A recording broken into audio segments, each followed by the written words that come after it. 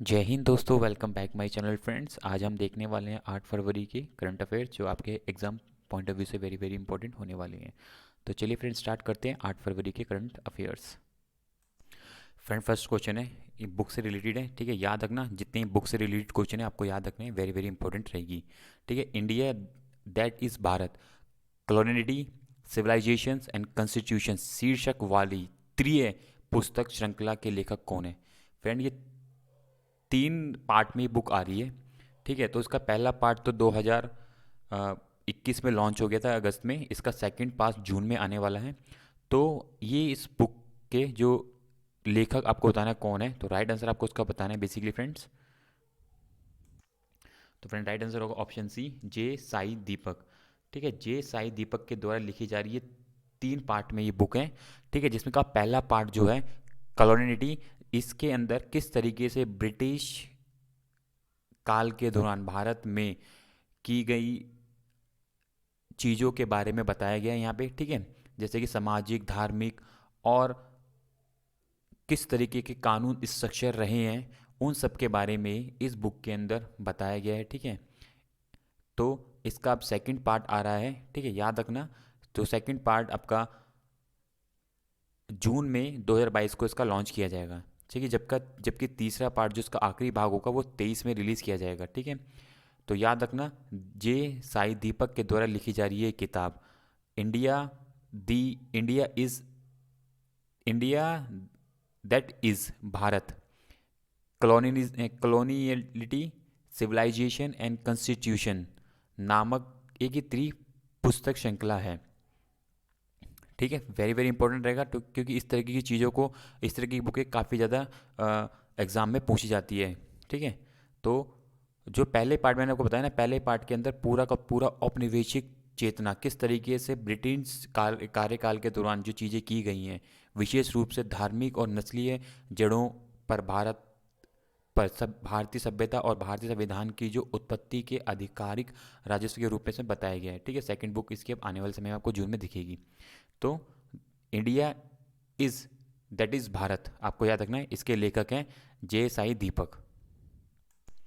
Friend question number second है, महिलाओं जनांग विकृति, ठीक है ना, प्राइवेट पार्ट यहाँ पे जननांग को बोलते हैं, 2022 के लिए शून्य सहनशीलता के लिए अंतर्राष्ट्रीय दिवस का विषय क्या था, आपको थीम बतानी है, ठीक है।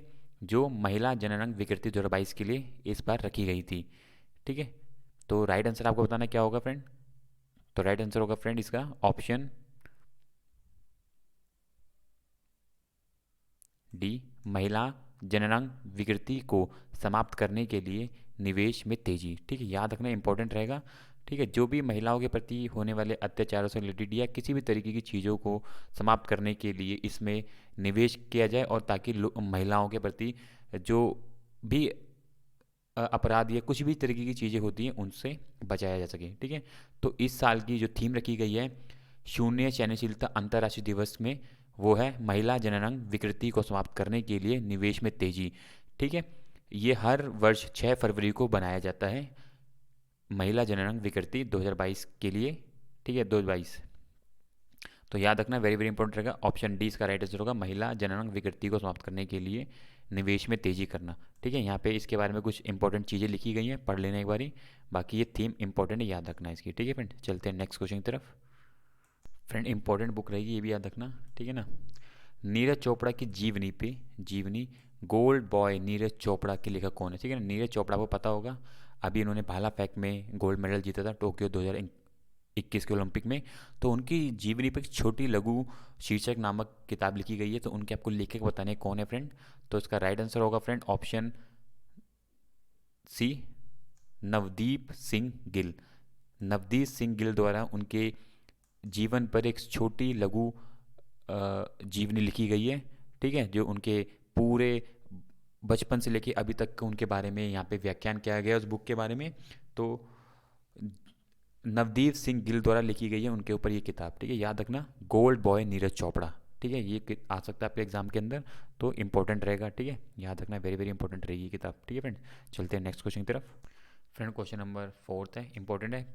हाल ही में इंडिगो के प्रबंधक निर्देशक के रूप में किसे नियुक्त किया गया है, बेसिकली से इंडिगो एक भारतीय ब्रांड है, ठीक है ना, ये एयरलाइन के अंदर। और इसका पहली बार कोई प्रबंधक निर्देशक के रूप में नियुक्त किया गया है, तो उसका नाम आपको बताना है। ये आपको शक्ल दिख रही होगी फ्रेंड, इनको नियुक्त किया गया है। और इनका जो नाम है फ्रेंड, वो आपको बताना है। तो फ्रेंड राइट आंसर होगा ऑप्शन बी, राहुल भाटिया। ठीक है, राहुल भाटिया को पहली बार इंडिगो का कोई, मतलब पहला कोई इंडिगो का प्रबंधक नियुक्त किया गया है। ठीक है, तो आप देख सकते हो राहुल भाटिया जी हैं ये, जिनको इंडिगो का पहली बार, यहाँ पे तक लिखा भी है कि पहली बार इनको प्रबंधक के रूप में नियुक्त किया गया है। ठीक है, तो ये देखते हो वह इंडिगो के पहले एमडी हैं, क्योंकि इससे पहले कंपनी का कोई भी प्रबंधक निदेशक नहीं था। ठीक है ना, इसका डिसीजन शेयर, जो भी शेयर होल्डर्स होते हैं उनके द्वारा लिया जाता है, तो इनको ये चुना गया है। और इस बार ही इंडिगो ने 130 करोड़ रुपए का शुद्ध लाभ कमाया है। तो वेरी वेरी इंपॉर्टेंट रहेगा। इंडिगो पहले काफ़ी ज़्यादा लॉस में चल रही थी, तो इसका इस बार ये काफ़ी ज़्यादा, मतलब इस बार ये प्रॉफिट अर्न करी है, तो इसके लिए एक शुभ संकेत है। अगर हम बात करें इसके संस्थापक की, तो फ्रेंड बेसिकली इसका संस्थापक थे रोनो जायदत इंडिगो, इन्होंने इसकी स्थापना की थी। ठीक है, सॉरी सीईओ हैं ये। और इसके संस्थापक है राहुल भाटिया और राकेश गंगवाल, इन्होंने इसकी ये संस्थापक थे और करंट में सीईओ ये हैं। ठीक है, इसका मुख्यालय गुरुग्राम हरियाणा में है और इसकी स्थापना 2005 और 6 में हुई थी। ठीक है, ये इंपॉर्टेंट फैक्ट याद रखना। ठीक है फ्रेंड्स। फ्रेंड क्वेश्चन नंबर 5 है, इंपॉर्टेंट है। भारत के कौन से स्कीयर स्कीयर ने शीतकालीन ओलंपिक के उद्घाटन समारोह के दौरान 4 सदस्यीय भारतीय दल की अगुवाई की है? ठीक है ना, हमारे देश से सिर्फ 4 लोग ही शीतकालीन ओलंपिक के लिए गए हैं, तो उसके लिए कौन से, किसने अगुवाई की है उस दल की? तो आपको राइट आंसर बताना है। तो राइट आंसर होगा ऑप्शन डी, मोहम्मद आरिफ खान ने इस दल की अगुवाई की है। ठीक है, याद रखना, ये अगुवाई कर रहे हैं इस दल की। ठीक है, इंपॉर्टेंट रहेगा, याद रखना, मोहम्मद आरिफ खान। ठीक है, बाकी यहाँ पे की पॉइंट लिखी गई हैं, पढ़ लेना एक बारी। बाकी 4 लोग हमारे गए हैं शीतकालीन ओलंपिक के लिए, ठीक है, जो चाइना में हो रहे हैं, बीजिंग में। ठीक है फ्रेंड्स। फ्रेंड ये वेरी इंपॉर्टेंट है, इस ये फैक्चुअल चीज़ें यहाँ पे याद रखना। शीतकालीन ओलंपिक उन खेलों को की प्रमुख प्रतियोगिता है जो सिर्फ बर्फ़ पर खेले जाते हैं। वेरी वेरी इंपॉर्टेंट, ठीक है, याद रखना। और यह प्रत्येक 4 वर्ष में आयोजित किया जाता है और इसमें दुनिया भर के प्रतिभागी शामिल होते हैं। आइस स्केटिंग हो गया, आइस हॉकी हो गया, आइस स्काइंग स्कीइंग हो गया, फिगर स्केटिंग हो गया, कुछ लोकप्रिय खेल हैं जो शीतकालीन खेलों में खेले जाते हैं। ठीक है, सबसे इम्पोर्टेंट, पहली बार शीतकालीन ओलंपिक 2024 में ओलंपिक में ये फ्रांस में किए गए थे, आयोजित किए गए थे। ठीक है, शीतकालीन खेलों को प्रारंभ में ग्रीष्मकालीन ओलंपिक के दौरान ही खेला जाता था। वर्ष 1908 के लंदन ओलंपिक में 4 स्केटिंग स्पर्धाओं की मेजबानी की गई और वहीं एवर्ट एटवर्प में 1920 में आयोजित ओलंपिक में स्केटिंग के साथ साथ आइस हॉकी भी शामिल किया गया था। तो वेरी वेरी इंपॉर्टेंट रखना, ठीक है। और एक इम्पॉर्टेंट चीज़, 2026 के जो ओलंपिक शीतकालीन ओलंपिक होंगे वो इटली में होंगे। ठीक है, ये यहाँ पे मेजबान शहर है इटली करने वाला। तो ये कुछ फैक्चुअल चीज़ें हैं, आप याद रखना। ठीक है, ये एग्जाम पॉइंट ऑफ व्यू से इंपॉर्टेंट रहेंगे आपके। ठीक है फ्रेंड्स, तो हम चलते हैं नेक्स्ट क्वेश्चन की तरफ। क्वेश्चन नंबर नेक्स्ट देख लेते हैं फ्रेंड। और एक इंपॉर्टेंट फैक्ट याद रखना, देखो यहाँ पे लिखा है कि पहली बात तो ये 4 फरवरी से 20 फरवरी से 2022 तक ये बीजिंग में आयोजित किए जाएंगे। और भारत ने वर्ष 1964 में शीतकालीन ओलंपिक में भाग लिया था। ये याद रखना, 1964 पहली बार भारत ने भाग लिया था। ये फैक्चुअल, ये इंपॉर्टेंट है, ये वेरी वेरी इंपॉर्टेंट रहेगा, याद रखना, लिख लेना एक बार को। ठीक है ये, ठीक है फ्रेंड, चलते हैं नेक्स्ट क्वेश्चन की तरफ।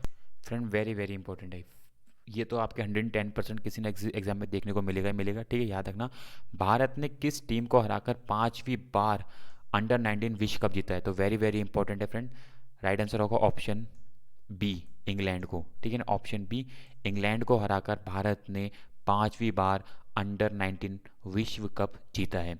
ठीक है, भारत ने एंटीगुआ के सर विनियन रिसर्च स्टेडियम में फाइनल में इंग्लैंड को 4 विकेटों से हराकर 5वीं बार अंडर-19 विश्व कप जीता है।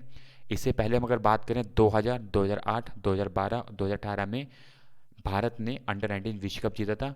ठीक है, इसी के अंदर पृथ्वी शा और विराट कोहली भी शामिल जिन्होंने अंडर 19 वर्ल्ड कप जिता रखा है।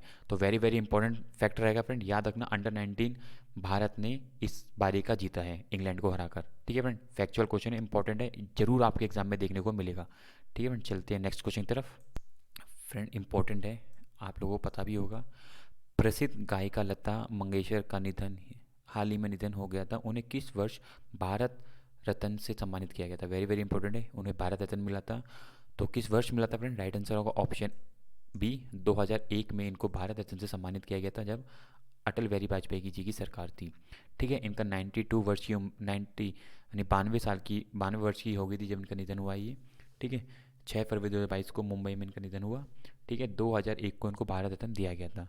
और एक फैक्चुअल इंपॉर्टेंट आपको याद रखना है कि मध्य प्रदेश और महाराष्ट्र सरकार ने लता मंगेशकर पुरस्कार की स्थापना की है। ठीक है ना, ये इंपॉर्टेंट रहेगा, वेरी वेरी इंपॉर्टेंट रहेगा, दोनों ने लता मंगेशकर पुरस्कार की स्थापना कर दी है। ठीक है फ्रेंड्स, तो कुछ इंपॉर्टेंट फैक्ट यहाँ पे लिखे हैं, पढ़ लेना, बाकी ये इंपॉर्टेंट है। ठीक है, चलते हैं नेक्स्ट क्वेश्चन की तरफ। फ्रेंड वेरी इंपॉर्टेंट, ये फैक्ट बहुत इंपॉर्टेंट क्वेश्चन है, याद रखना, जरूर आपके एग्जाम में देखने को मिलेगा। भारत के किस भारतीय वैज्ञानिक संस्थान ने भारत में परम प्रवेग नामक सबसे तेज सुपर कंप्यूटर को कमीशन कर दिया? ठीक है, कमीशन हो चुका है, आप देख सकते हो पिक्चर। ठीक है, सुपर कंप्यूटर कमीशन हो चुका है। तो राइट आंसर होगा ऑप्शन डी, बेंगलुरु। ठीक है, बेंगलुरु में भारतीय विज्ञान संस्थान CISC बेंगलुरु ने हाल ही में भारत में परम प्रवेश नामक का सबसे तेज कंप्यूटर को कमीशन किया है, जिसमें 3.3 पेटा फ्लॉप्स और की सुपर कंप्यूटिंग क्षमता है। इस सुपर कंप्यूटर को सेंटर फॉर, याद रखना, इस कंप्यूटर को centre for development of advance computing द्वारा डिज़ाइन किया एंड विकसित किया गया है। ये पूरा का पूरा स्वदेशी रूप में निर्मित किया गया है, सब चीज़ें अपनी स्वदेशी लगाई गई हैं। तो वेरी वेरी इंपॉर्टेंट रहेगा ये आपका परम प्रवेग सुपर कंप्यूटर, ये आपके एग्जाम में जरूर देखने को मिलेगा। ठीक है ना फ्रेंड, याद रखना, इंपॉर्टेंट है, ये नोट डाउन कर लेना। कुछ यहाँ पे इंपॉर्टेंट फैक्ट यहाँ पे लिखे गए, इसके बारे में पढ़ लेना। ठीक है फ्रेंड्स, यहाँ पे कुछ इंपॉर्टेंट फैक्ट्स या इंपॉर्टेंट चीज़ें लिखी गई सुपर कंप्यूटर के बारे में। ठीक है, सब चीज़ें आपको ध्यान रखनी है, किस लिए क्यों बनाया गया, इसका महत्व क्या है। ठीक है ना, आने वाले समय में जो भी मेन बाढ़ से रिलेटेड जो चीज़ है, कोई चीज़ें बतानी है, मौसम से रिलेटेड, वेदर से रिलेटेड, ठीक है, उन सब चीज़ों की गणना करने के लिए सुपर कंप्यूटर की जरूरत होती है। तो उसी के लिए इनको बनाया गया। तो कुछ इंपॉर्टेंट फैक्ट लिए गए हैं, आप जरूर ध्यान में रखना, इनको पढ़ लेना। ठीक है फ्रेंड्स, हम चलते हैं नेक्स्ट क्वेश्चन की तरफ, चलते हैं। ठीक है फ्रेंड्स, चल देखते हैं। Friend very important, note down करना आपको ये क्वेश्चन भी, वेरी वेरी इंपॉर्टेंट। प्रधानमंत्री नरेंद्र मोदी ने हाल ही में कितने फीट ऊंची समानता की मूर्ति यानी कि इक्वलिटी ऑफ यूनिटी का उद्घाटन किया है? तो कितने फीट है फ्रेंड? राइट आंसर का ऑप्शन बी, 216 फीट। अगर हम मीटर में बात करें तो फ्रेंड ये होगी 66 मीटर। ठीक है ना, 66 मीटर की ये मूर्ति का आवरण किया है, कहाँ पे? हैदराबाद तेलंगाना में, मुचिनतल के पास। ठीक है, वेरी वेरी इंपॉर्टेंट है, हैदराबाद तेलंगाना, याद रखना। 66 मीटर 216 फीट की ये मूर्ति, समानता की मूर्ति, इक्वलिटी ऑफ यूनिटी का उद्घाटन किया गया तेलंगाना, हैदराबाद में। ठीक है, और अगर हम बात करें इस मूर्ति के बारे में, स्टैचू ऑफ इक्वलिटी 11वीं सदी के भक्ति संत श्री रामानुचार्य की स्मृति में है। यह मूर्ति पंचलोहा से बनाई गई है, वेरी वेरी इंपॉर्टेंट। ठीक है ना, श्री रामानुजाचार्य बेसिकली ये एक हिंदू धर्मशास्त्री और भारतीय दार्शनिक समाज के सुधारक थे। हिंदू धर्म के लिए इन्होंने काफ़ी ज़्यादा सुधार किए। ठीक है, और श्री वैष्णववाद परंपरा के एक ये महत्वपूर्ण प्रतिपादक रहे हैं। तो याद रखना, वेरी वेरी इंपॉर्टेंट है, इन्होंने हर जाति, धर्म, लिंग और राष्ट्रीयता की परवाह किए बिना इन्होंने इंसान की भावना या उनकी भलाई के लिए उन्होंने कार्य किया। तो या ये इंपॉर्टेंट कुछ इनके बारे में फैक्ट लिखा है। बाकी आपको याद रखना कि 216 फीट 66 मीटर हैदराबाद तेलंगाना में इस मूर्ति का आवरण किया गया है, श्री नरेंद्र मोदी प्रधानमंत्री के द्वारा। ठीक है फ्रेंड्स, और यहाँ पे इनके बारे में कुछ इंपॉर्टेंट वही फैक्ट लिखे गए हैं। ठीक है, इंपॉर्टेंट बिंदु हैं। ये 1000वीं जयंती पे, याद रखना इंपॉर्टेंट क्या है, 1000वीं जयंती पे ये जो मूर्ति का उद्घाटन किया गया है। ठीक है, इनकी 1000वीं जयंती पे ये। ठीक है, तो चलते फ्रेंड नेक्स्ट क्वेश्चन की तरफ। फ्रेंड कुछ एडिशनल इन्फॉर्मेशन यहाँ पे दी गई है, पढ़ लेना। समानता ये मूर्ति एक स्टेचू ऑफ यूनिटी इक्वलिटी, ठीक है। 3D प्रोजेक्शन, यहाँ पे बाकी चीज़ें इंपॉर्टेंट लिखी गई हैं यहाँ पे, ठीक है। तो चलते हैं नेक्स्ट क्वेश्चन की तरफ। तो आप ये देख सकते हो फिर मंदिर के बारे में, ये स्टैचू ऑफ इक्वलिटी की मुख्य डिज़ाइन है, आप डिज़ाइन दे सकते हो पूरा, ठीक है ना। ये इनकी यहाँ मूर्ति इस्टेब्लिश होगी, ये मुख्य द्वार होगा, यहाँ से एंट्री होगी। तो ये पूरी चीज़ें यहाँ पे आपको दिखा रखी है, किस तरीके का पूरा स्ट्रक्चर वहाँ बनाया गया, तो वेरी वेरी इंपॉर्टेंट रहेगा, ठीक है। तो आप देख सकते हो पूरा ये मंदिर का पूरा दृश्य आपको दिखा रखा है यहाँ पे, ठीक है फ्रेंड। तो चलते हैं नेक्स्ट क्वेश्चन की तरफ। क्वेश्चन नंबर 10 देख लेते हैं फ्रेंड्स। क्वेश्चन नंबर 10, डिजिटल क्षेत्र में बहुमूल्य योगदान के लिए किस बैंक को DX अवार्ड मिला है? तो राइट आंसर आपको बताना है कौन सी बैंक को दिया है। तो राइट आंसर होगा कर्नाटक बैंक को, ऑप्शन ए। कर्नाटक बैंक को डिजिटल क्षेत्र के अंदर काफ़ी ज़्यादा प्रदर्शन करने के लिए, काफ़ी अच्छा प्रदर्शन करने के लिए ये अवार्ड दिया गया, ठीक है ना। कर्नाटक बैंक को डिजिटल ट्रांसफॉर्मेशन अवार्ड DX 2021 मिला है। यह भारतीय उद्योग परिसंघ CII द्वारा दिया गया है, ठीक है। इन्होंने बहुमूल्य योगदान दिया है डिजिटल क्षेत्र के अंदर, तो इस बैंक को इसलिए इसको चुना गया है, ठीक है। KBL विकास को कर्नाटक बैंक द्वारा 2017 में लॉन्च किया गया था। बैंक ने हाल ही में KBL विकास 0.2 के हिस्से के रूप में KBL NXT लॉन्च किया था।